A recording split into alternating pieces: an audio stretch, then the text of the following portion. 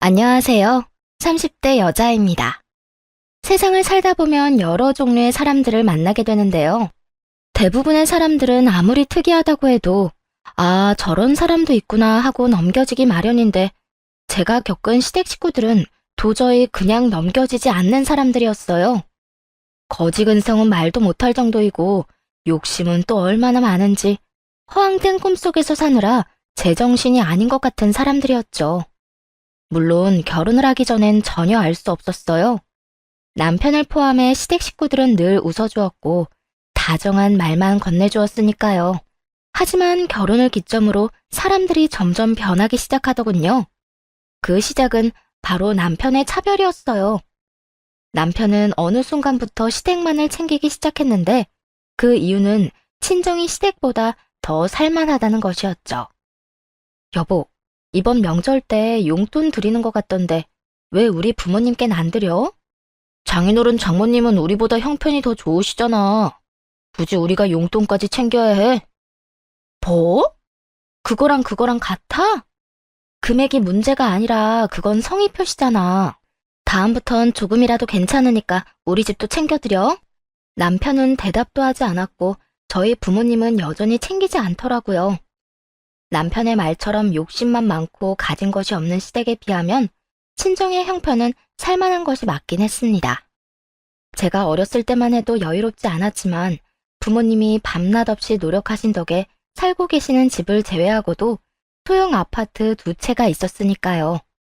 하지만 부모님의 재산과는 상관없이 제 형편만 된다면 자식된 도리라도 하고 싶은 것은 당연한 마음 아닌가요? 그런데 남편은 오로지 시댁 타령만 하더군요. 가장 기본적이라고 생각하는 생신 때도 남편은 연락조차 하지 않더라고요. 그에 반해 시부모님 생신 땐 아침에 생신상을 시작으로 점심 땐 동네 분들과 잔치를 벌이고 저녁엔 좋은 곳으로 모셔 식사를 마치고 용돈까지 드리고 나서야 잔치가 끝이 났죠.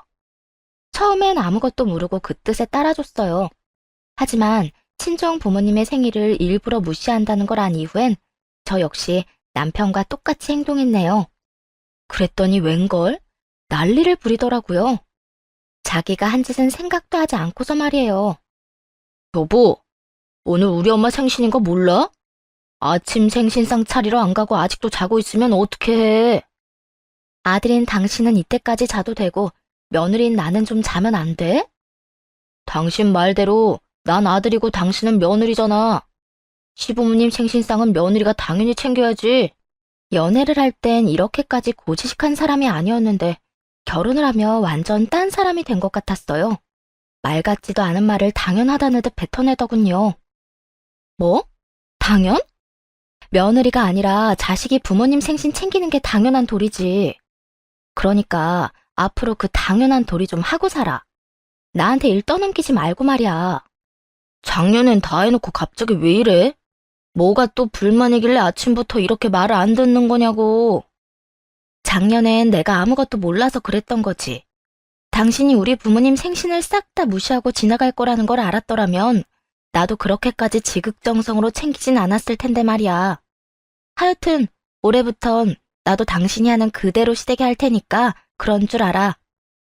뭐? 나랑 당신이 같아? 사위하고 며느리하고 같냐고. 그리고 당신 집은 굳이 우리가 안 챙겨도 가진 돈으로 알아서 즐겁게 보내시겠지. 형편되고 돈도 있는데 자식들이 나서서 그런 걸 챙겨야 해? 그쯤 되니 돈 타령, 형편 타령에 이골이 날 것만 같았어요. 그와 동시에 짜증이 솟구치더라고요. 형편되고 돈도 있으면 자식들이 생신조차 무시해도 된다고 누가 그래? 적어도 우리 부모님은 그딴 말한 적이 없는데 말이야. 당신이 몰라서 그렇지 당신한테 연락 한 통 없었다고 부모님 섭섭해하셔. 최소한 연락은 했어야지. 그까짓 연락이 뭐라고. 올해부터 전화는 드릴 테니까 일단 엄마 집에 가서 생신상부터 차려. 싫다니까. 그렇게 차려드리고 싶으면 지금이라도 당신 혼자 가서 해. 나도 앞으로는 당신처럼 시댁엔 전화만 드리고 우리 집만 챙길 테니까 그런 줄 알아. 결혼한 여자가 왜 친정을 챙겨? 친정 챙길 시간에 시댁에 더 정성을 쏟아야 하는 건 기본이라는 거 몰라? 헛소리 하지 말고 앞으론 친정 일엔 신경 쓰지 마. 알겠어? 남편은 발악을 하는 것처럼 강요를 하기 시작했습니다. 한껏 흥분한 상태로 자신의 고지식하고 이기적인 사고를 밀어붙이는 남편을 보는데 화가 확 치밀어 오르더라고요. 알기는 뭘 알아. 당신 이런 식으로 막무가내로 당신 집만 챙기라고 나한테 강요하잖아? 그러면 나 앞으로 시댁엔 아예 가지도 않을 거야. 그러니까 나한테 뭘 부탁하고 싶으면 당신 행동부터 똑바로 해. 뭐라고? 당신 정말 이러고도 뒷감당할 수 있겠어? 우리 엄마한테 한 소리 듣고 눈물 콧물 흘리지 말고 내가 기회 줄 때 얼른 우리 집에 가는 게 좋을 텐데. 뒷감당이든 앞감당이든 내가 할 테니까 앞으로 당신이나 잘해. 어머님이 뭐라고 하시면 당신이 우리 집에 한 행동 그대로 하는 것뿐이라고 말씀드리지 뭐. 사실 처음부터 이렇게까지 할 생각은 아니었어요. 아무리 미워도 생신이니 적어도 점심시간 전엔 시댁에 가서 식사 대접은 해야겠다고 생각하고 있었는데 남편의 행동을 보고 생각을 바꾼 것이었죠. 결국 시모의 생일날 시댁엔 가지도 않았고 발만 동동 굴리던 남편은 저를 노려보더니 혼자 시댁으로 가더군요. 그리고 그날 저녁 심통이 잔뜩 난 시누이에게서 연락이 왔네요. 언니, 오늘 우리 엄마 생신인 거 알아요, 몰라요? 알고 있었어요. 왜요? 왜요? 지금 왜요라는 말이 나와요? 시어머니 생신날 며느리가 얼굴도 안 비추는 게 말이 된다고 생각해요. 분위기 보니까 오빠랑 싸운 것 같던데. 아무리 부부싸움을 해도 이런 날엔 와서 며느리가 아침에 미역국도 끓이고 잔치 준비도 했어야죠.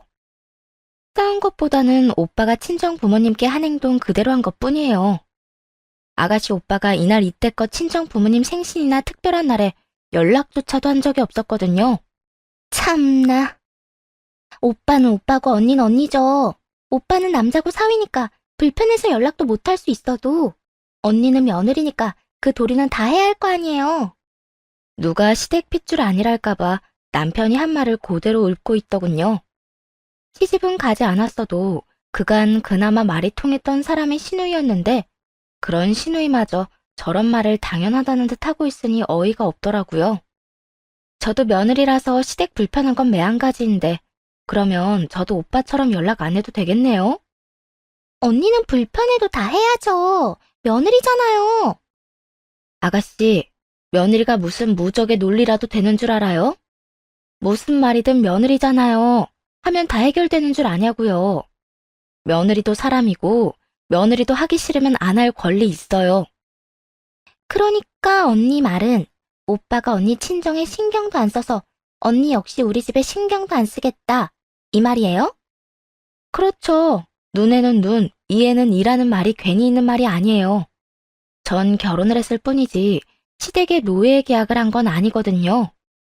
언니, 정말 해도 해도 너무하네요. 결혼한 여자하고 남자하고 같아요? 한 집안의 며느리로 한 남자의 아내로 살기로 결정할 땐 그 정도 차별 대우는 어느 정도 각오하고 결혼했어야죠. 같은 여자인 시누이가 저런 말을 하니 더 열이 오르더라고요. 언젠가 자신도 누군가의 아내가 되어 그 집안의 며느리가 될 텐데 한 치 앞도 못 보고 저러는 꼴이 우습기도 했고요. 아가씨나 시집가서 차별 대우 받고도 참고 사세요. 저는 그렇게 살 생각은 전혀 없으니까요. 요즘 세상이 어떤 세상인데 며느리한테 무조건적인 희생을 바래요? 전 앞으로도 오빠 하는 그대로 시댁에 할 거니까 그런 줄 알고 부모님 생신은 친자식들이 좀 챙기세요. 그렇게 전화를 끊어버렸고 그런 상황이 되니 이혼 생각이 떠오를 수밖에 없었어요. 하지만 결혼한 지 얼마 되지 않기도 했고 남편이 믿긴 했어도 아직 사랑하는 마음은 남았기에 생각만 할 뿐 결심은 하지 못하고 시간만 흘려보냈습니다. 남편은 여전히 친정엔 큰 신경을 쓰지 않았고 저 역시 시댁 행사에선 자연스럽게 배제되었고요.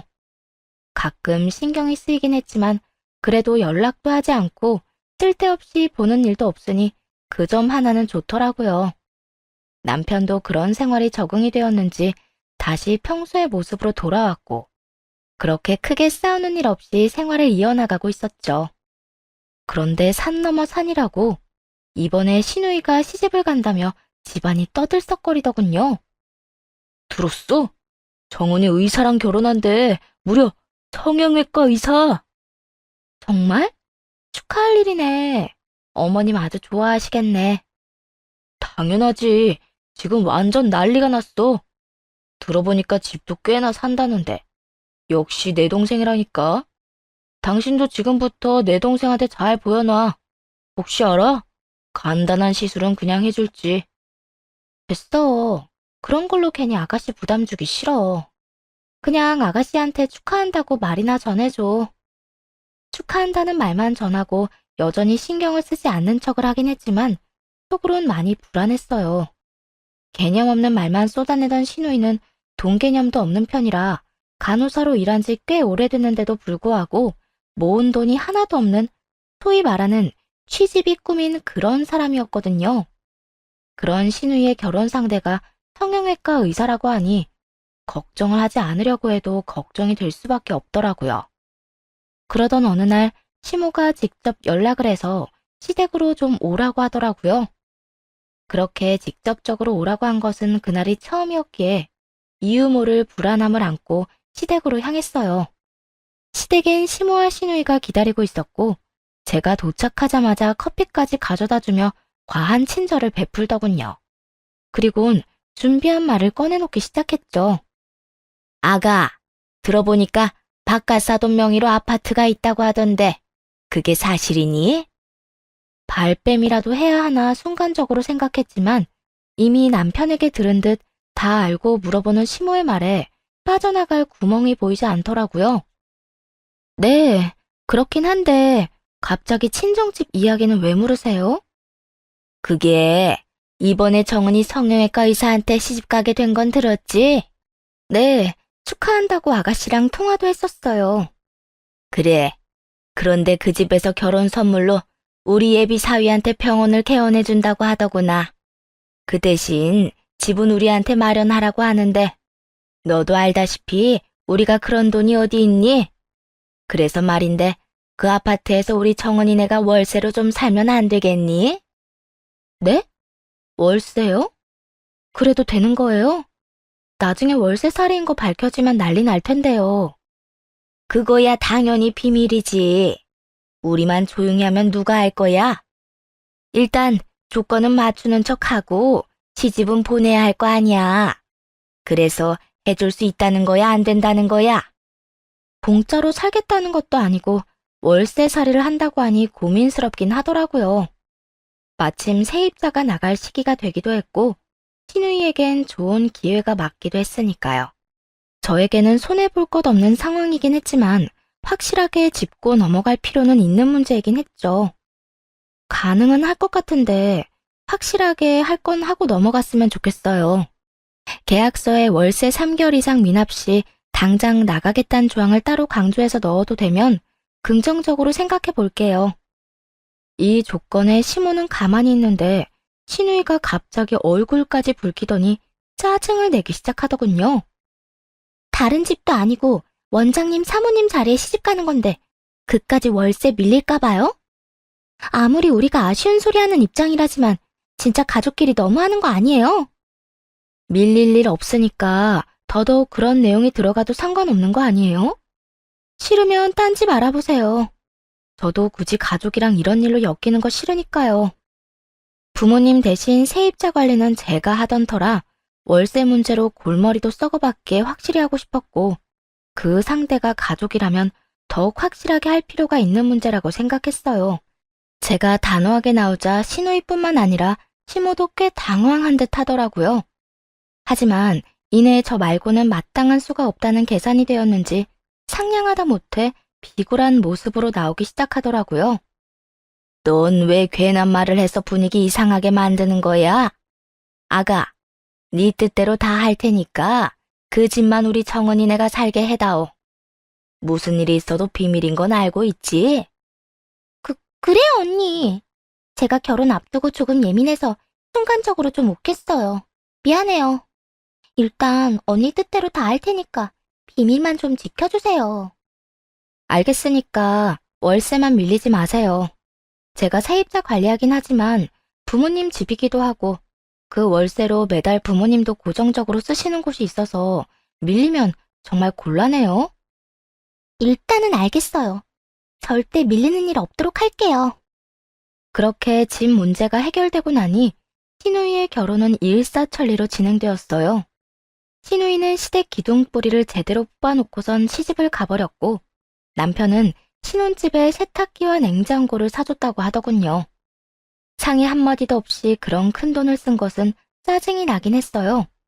하지만 하나뿐인 동생이 결혼하는데 뭐든 해주고 싶은 남편의 마음이 이해되지 않는 것도 아니었고 무엇보다 없는 집안에서 좋은 집안으로 시집 보내는 일에 괜히 말을 얹고 싶지 않더라고요.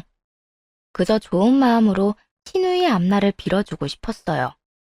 그런데 계약서에 도장까지 찍으며 찰떡같이 약속했던 시누이는 우려했던 대로 딱 4개월 동안만 월세를 내고 그 다음 달부터 소식이 없더군요. 처음엔 남편에게 이런 사실을 알리며 무슨 일이 있냐고 좋게 물었죠. 여보, 아가씨 월세가 늦어지는데 혹시 무슨 일 있어? 화를 낸 것도 짜증을 낸 것도 아니고 정말 저렇게 물었거든요.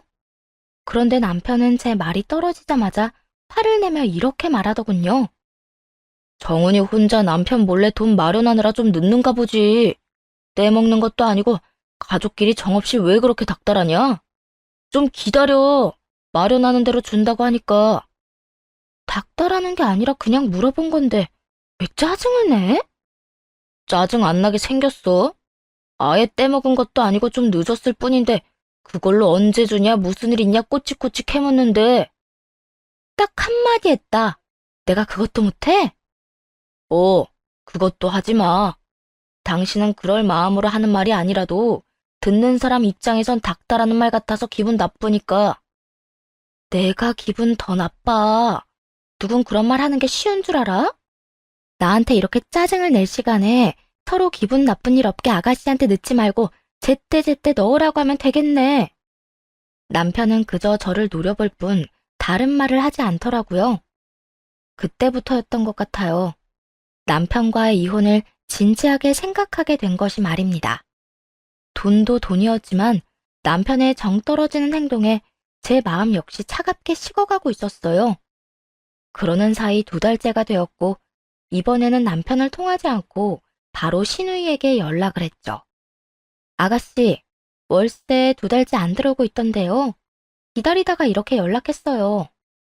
연락을 하지 않으면 좀 기다리면 되지.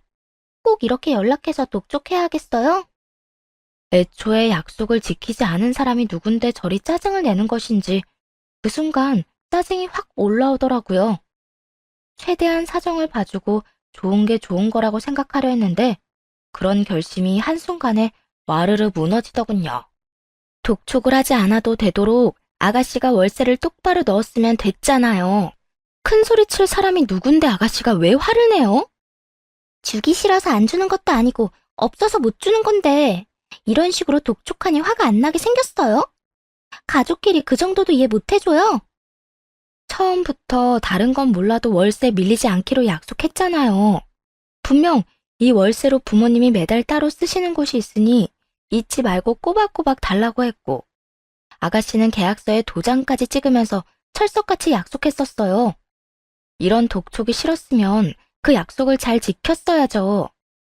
그 말에 시누이가 당황한 것이 수학이 넘어까지 다 느껴지더라고요. 말은 하지 않고 한참을 씩씩거리던 시누이는 더욱 짜증을 내기 시작했죠.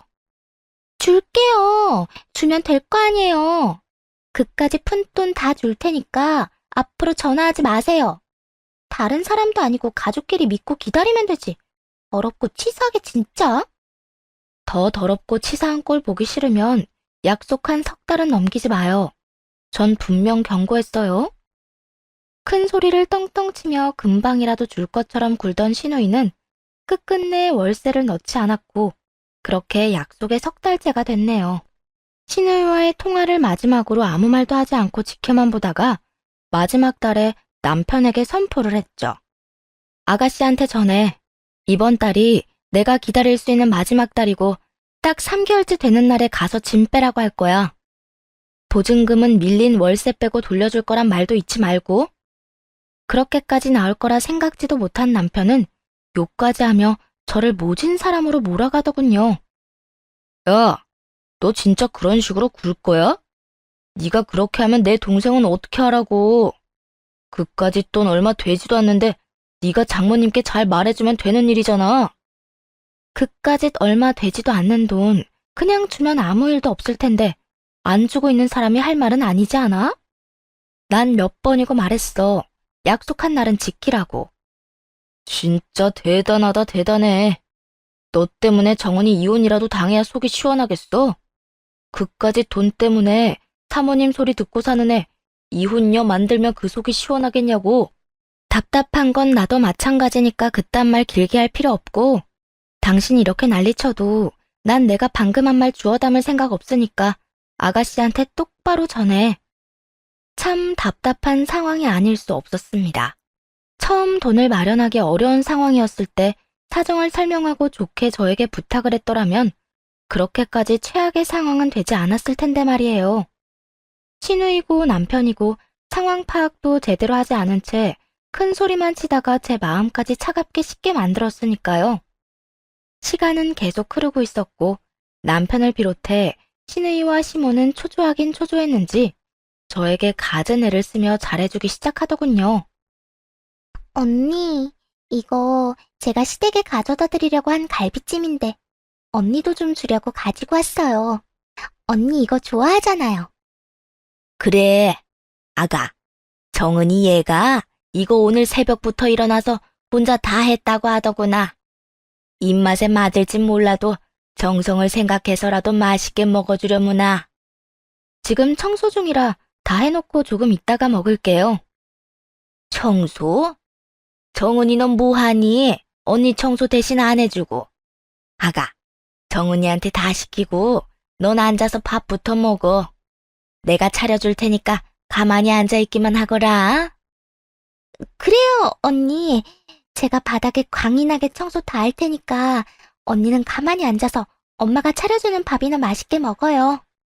이제 와서 제 환심을 사서 월세 걱정 없이 그 집에서 살려는 검은 속내가 어찌나 훤히 보이는지 그저 헛웃음만 나오더라고요. 두 사람보다 더 추악한 건 남편 놈이었죠. 욕을 하며 난리를 부릴 때는 언제고 세상에 둘도 없는 애처가인 척 제 다리를 붙잡고 안마를 다 해주더라고요. 여보, 오늘도 고생했어. 많이 힘들었지?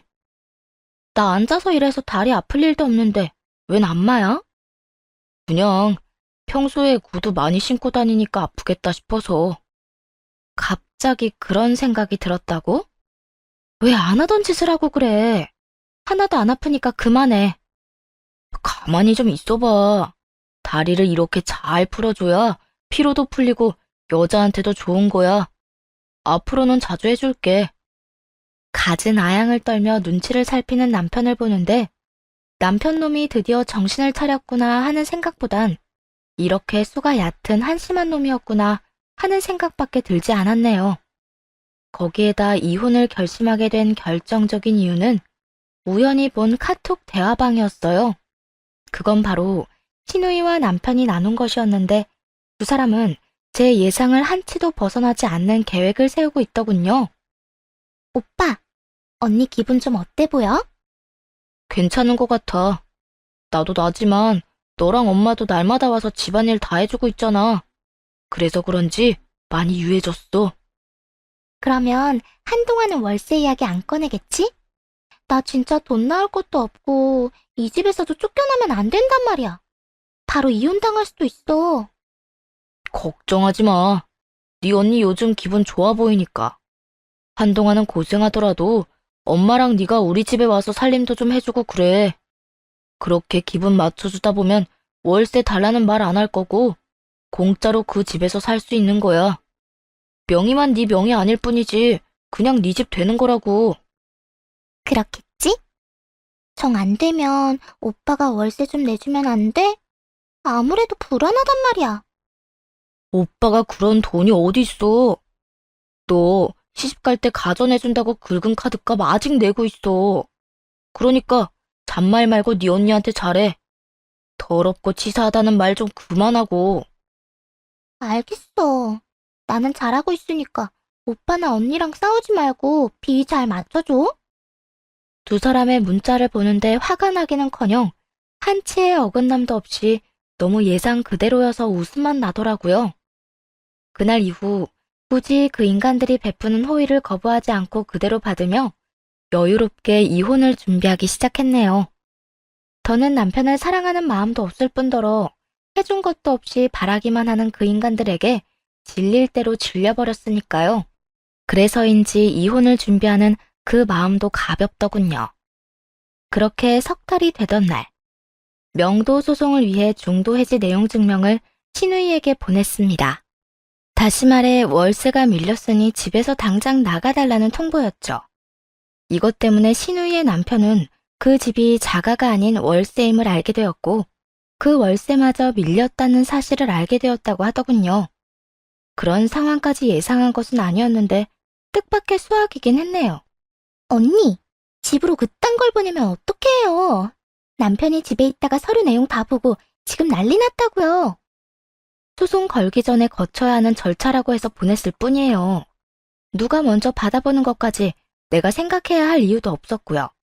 그러게 이런 일이 일어나기 전에 월세를 냈으면 됐잖아요.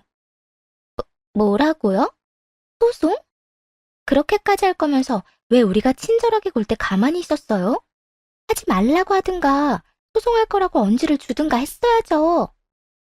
내가 왜요? 내가 먼저 친절하게 대해달라고 한 적도 없고 본인들이 좋아서 청소해주고 밥상 차려준다는데 내가 굳이 싫다고 할 필요가 있나요? 어쨌든 명도 소송도 준비 중이니까 험한 꼴 더 보기 싫으면 집부터 비워요. 진짜 이러기에요? 나 지금 언니 때문에 이혼당하게 생겼는데 언니는 이 와중에도 집 비우란 말이 나오냐고요. 이혼당할 만한 짓 했으면 이혼 당해야지. 뭐 어쩌겠어요? 이혼은 이혼이고 집은 빨리 비워요. 그렇게 전화를 끊어버렸고 신우이에게서 오는 연락은 받지 않았죠. 신우이가 할 말이야 뻔했고 제가 하고 싶은 말은 다 했으니까요. 그 후 신우이의 집은 쑥대밭이 되어버렸고 결국 이혼 통보를 듣고 시댁으로 쫓겨났다고 하더군요. 시집의 꿈은 허공으로 날아간 것이었죠. 신우이가 울고불고 하며 시댁으로 돌아오자 시모는 그 즉시 저를 찾아와 난동을 부리기 시작했습니다. 너 때문에 내 딸 꼴이 어떻게 된 줄이나 알아? 사모님 소리 듣던 내 딸이 지금 이혼당하게 생겼어. 어떻게 책임질 거야? 내 딸 인생 어떻게 책임질 거냐고. 월세 내라고 몇 번이나 말했는데 내라는 월세는 안 내고 얕은 잔머리나 굴리니까 그런 꼴을 당하는 거라고요. 너 지금 내 딸 인생 망쳐놓고 계속 그 월세 타령을 하고 싶어? 평생을 사모님 소리 듣고 살 애를 이혼녀 만들어 놓고? 내 다시는 그 월세 이야기는 하지도 못하게 만들어주마. 시모는 그대로 저에게 돌진하더니 머리채를 잡으려 손을 뻗었고 전 그 손을 붙잡아 있는 힘껏 밀어버렸네요. 시모는 바닥에 털썩 주저앉은 채 입에 담지도 못할 욕을 하며 악담을 늘어놓기 시작했죠. 저 모진 것, 이 나쁜 것. 네가 감히 시어머니한테 이딴 짓을 하고도 무사할 거라 생각해? 내 아들이 널 가만히 둘 거라 생각하냐? 이 피도 눈물도 없는 나쁜 것 같으니라고. 아, 그쪽 아들이요? 걱정하지 마세요. 그쪽 아들이 뭘 하기 전에 내가 먼저 이혼할 거거든요. 그러니까 가족도 뭣도 아닌 내 집에서 그러고 있지 말고 얼른 내 집에서 나가주세요, 아줌마. 그 자리에서 시모에게 바로 이혼 이야기를 했고 시모는 아줌마라는 말에 충격이 큰 듯 자리에서 벌떡 일어나 삿대질까지 하며 화를 내기 시작했죠. 뭐? 아줌마? 너 진짜 미쳤어? 어디서 감히 네 입으로 먼저 이혼 이야기를 꺼내는 것도 모자라 하늘 같은 시어머니한테 아줌마라고 하는 게야. 하늘? 아줌마 같은 사람이 내 하늘이면 이미 난 시궁창에서 사는 거나 다름이 없네요. 그러니까 애먼 사람 시궁창 살이 그만시키고 얼른 나가세요. 더 험한 꼴 당하기 전에. 시모는 그 말에 몸까지 바르르 떨며 다시 달려들었고 전 또 팔을 붙잡아 그대로 끌고 집 밖으로 던지다시피 쫓아냈죠. 그렇게 진상 한 명을 처리하고 나니 또 다른 진상, 남편이 집으로 달려오더라고요. 시모에게 모든 이야기를 전해들었을 텐데도 이혼 이야기보단 신우의 말만 꺼내놓는 꼴이 참 대단한 가족애더군요. 정은이 당신 때문에 쫓겨났다는 게 사실이야? 도대체 어떻게 책임지려고 그딴 짓까지 한 거야? 입은 삐뚤어졌어도 말은 바로 해. 네 여동생은 그따위로 살다가는 언제 이혼당해도 이상하지 않는 상황이었다고. 간호사인 직업 하나 빼고 집안 성격까지 모조리 다 꾸며서 한 결혼, 언제까지 지속될 거라 생각했는데? 당신 진짜 미쳤구나. 어떻게 한 사람 인생을 망쳐놓고 그딴 말을 할 수가 있어. 나 때문이 아니라 너랑 네 집안 때문에 망한 인생이니까 여기에서 책임 전가할 생각하지 말고 네 집에서 가서 네 탓 내 탓 따지고 살아. 우리 집 식구들이 뭘 잘못했다고 탓을 하란 말이야. 일이 이렇게 된 건 다 당신 탓인데 당신 이렇게 피도 눈물도 없는 사람이었어? 피도 눈물도 없는 사람이었으면 그런 내용 증명을 보내는 게 아니라 당장 이삿짐 센터부터 보냈겠지. 사다리차 말고 서류부터 간 걸 고맙다구나 생각해. 그리고 이거나 받아. 뭐라고 또 헛소리를 하려던 남편의 입을 막고 싸놓았던 짐을 남편에게 던져주었어요. 짐가방을 내려다보던 남편은 그제야 상황 파악이 조금씩 되는 듯 말까지 더듬기 시작하더군요. 이게 무슨 짐이야? 설마 나 나가라고? 엄마한테 이혼한다고 했다더니 설마 그 말 진심이었던 거야? 당연히 진심이었고 이제 내 진심 잘 알았으면 얼른 이 집에서 좀 꺼져줄래? 이 집에서 내가 왜 나가? 이 집 대출금 나도 같이 갚았거든? 가난한 집 아들이 집을 마련할 돈이 있었을 리도 없었고 제가 청약 당첨된 집 대출금을 조금씩 함께 갚은 것을 가지고 소유권을 주장하더라고요. 본인이 생각해도 뻔뻔하다 싶었는지 다 기어서 들어가는 목소리로 말이에요. 아, 그 대출금 몇 번 같이 낸 거? 그 대신 돈 없다는 핑계 대면서 공과금이랑 생활비 한 번 제대로 낸 적 없었던 건 기억도 안 나나 봐. 이혼 소송 하는 김에 그 소송도 같이 해야 그 입 다물고 얼른 나가지. 남편은 고개를 떨구고 어떻게 하면 그 난관을 헤쳐나갈지 고민이라도 하는 듯 아무 말도 없더라고요. 그 순간 오지 않았으면 섭섭할 뻔했을 시누이까지 집으로 와 저에게 원망을 쏟아내기 시작했죠. 너 때문이야. 너 때문이라고. 돈이 없는 집안도 아니고 돈도 많은 집에서 월세 가지고 꼭 그렇게 치사하게 했어야 했어? 내가 말했지. 애초에 계약서에 도장 찍은 사람은 너라고. 그리고 이 모든 일이 그냥 돈 때문에 일어난 일 같아? 다 너희 엿보인 거야. 앞에선 알랑방귀 끼고 뒤에선 얄팍한 수났으니까 그딴 꼴이나 당하는 거라고. 뭐? 너 내 인생 망쳐놓고 네 인생은 탄탄대로일 것 같아? 내가 너 우리 오빠랑 이혼시키고 하는 일마다 쫓아다니면서 다 망하게 해버릴 거야. 어차피 네 오빠랑은 이혼할 거고 나 쫓아다니면서 그딴 짓 하면 이혼녀 딱지에다가 다른 딱지도 가지게 될 테니까 각오하는 게 좋을 거야. 어게 진짜. 오빠, 저거 가만히 둘 거야? 그냥 이대로 지켜만 볼 거냐고. 신우이는 말로는 저에게 당해내지 못할 것 같자 남편에게 도움을 구했고 남편은 그 자리에서 강제로 신우이의 무릎을 꿇리고 이렇게 말하더군요. 너 당장 네 언니한테 빌어. 잘못했다고 싹싹 빌란 말이야. 오빠, 갑자기 왜 이래? 지금 너 하나 때문에 나까지 이혼당하게 생겼다고. 나까지 이혼당하고 이 집에서 쫓겨나게 되면 네가 책임질 거야? 신우이는 생각지도 못한 남편의 반응에 많이 당황한 듯했지만 그럼에도 남편의 말에 따를 생각이 없는지 눈을 크게 뜨며 소리를 질러대더군요. 저게 나한테 어떻게 했는데 내가 왜 빌어? 빌려면 저게 나한테 빌어야지. 오빠, 나 사모님 소리 들으면서 평생 떵떵거리면서 살 수 있었어. 그런데 저것 때문에 다 망했다고. 너 호칭 똑바로 못해? 언니한테 저게 뭐야 저게. 그리고 네가 다 잘못해놓고 왜 네 언니 탓을 해? 얼른 언니한테 잘못했다고 빌지 못해? 네가 지금 고집 부려서 나까지 쫓겨나면 나 진짜 너 가만히 안 둬. 남편은 고함을 질렀고 신우이는 입을 다문 채 가만히 저만 노려보더라고요. 웃기지도 않는 상황이었죠. 남편은 남편대로 자신의 상황만 중요시 여기고 신우이는 신우이대로 오빠가 이혼하든 말든 자기 이야기만 하고 말이에요. 이 상황에 웃음이 안 나오는 것이 이상하지 않겠어요? 남편은 계속 신우이를 닥달하고 있었고 결국 신우이는 울며 겨자 먹기로 저에게 사과를 하더군요.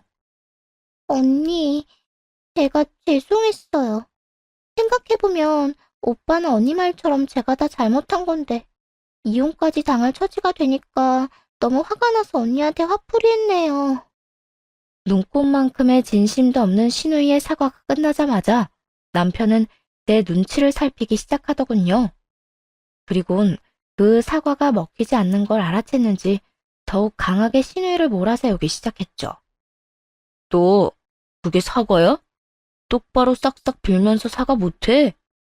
계속된 남편의 요구에 신우이도 폭발해버렸는지 눈물까지 쏟으며 남편의 말에 반발하더군요. 진짜 짜증나고 화나는 사람이 누군데 왜 계속 나한테 사과를 하라는 거야? 내가 뭘 잘못했는데?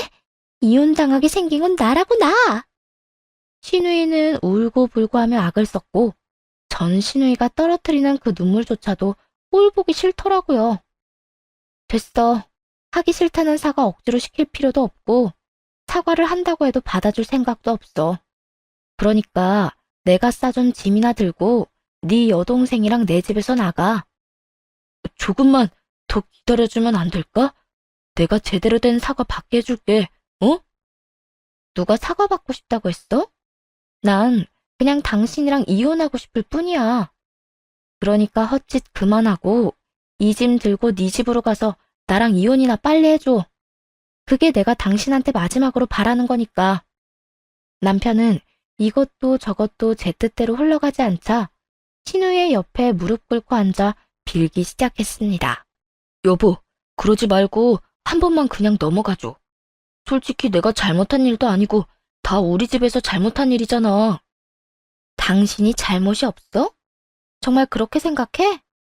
내가 월세 살게 해달라는 것도 아니었고 돈 가지고 문제 일으킨 것도 내가 아니라 정은이잖아.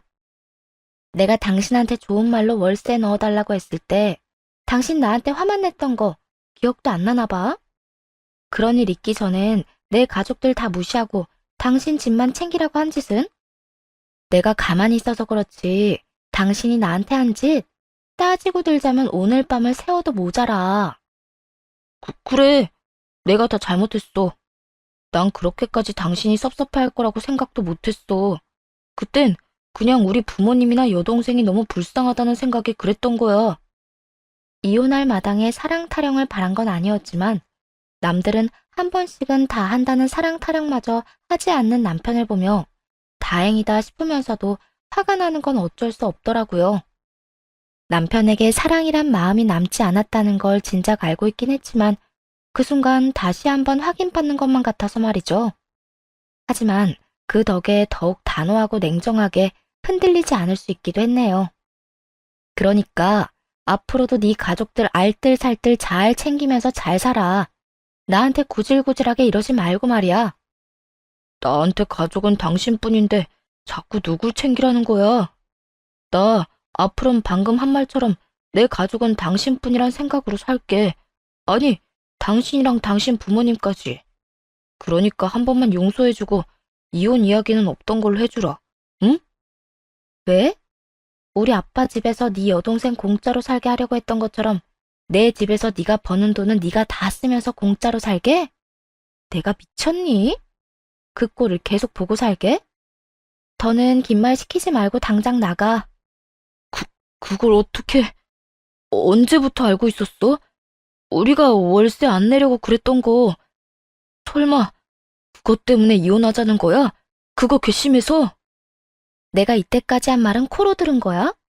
물론 그 이유도 있겠지. 마누라 친정 등이나 처먹을 남편 놈이랑 살고 싶은 여자가 몇이나 있겠어? 그런데 난 그거 말고도 그냥 너란 인간 자체가 싫다니까? 정말 이렇게까지 해야겠어? 꼭 이혼까지 해야겠냐고. 어, 솔직히 말해서 당신 나 사랑 안 하잖아.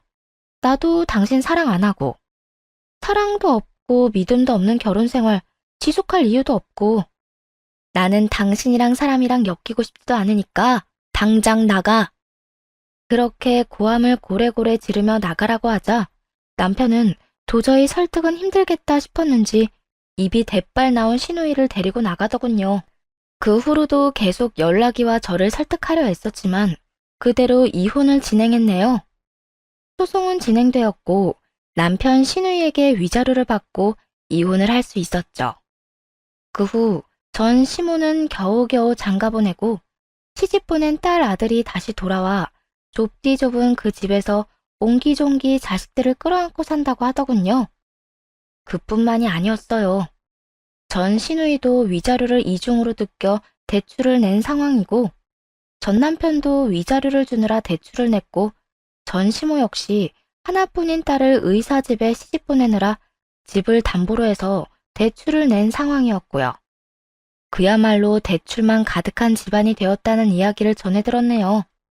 전 시누이는 취집이 물 건너가고 나자 망연자실했는지 일도 하지 않고 신불자의 지름길을 밟고 있다고 했고 전 남편은 밤낮 없이 빚을 갚아내느라 등골이 휜다고도 전해 들었고요.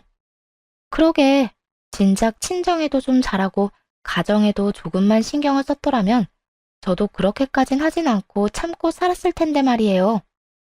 다 자업자득에다가 자기 복 자기 발로 차버렸다고 생각했네요. 그 후로 3년이란 시간이 지났어요. 요즘은 맞선을 통해 만난 남자와 결혼을 전제로 만나는 중이에요. 저와 마찬가지로 남자친구도 한 번의 아픔이 있는 사람인데요. 그런 과거가 있었던 만큼 서로 조심스럽지만 진지하게 만나고 있답니다. 남자친구 자랑을 좀 하자면 다정하기도 하고 작은 일에도 감사할 줄 아는 사람이에요.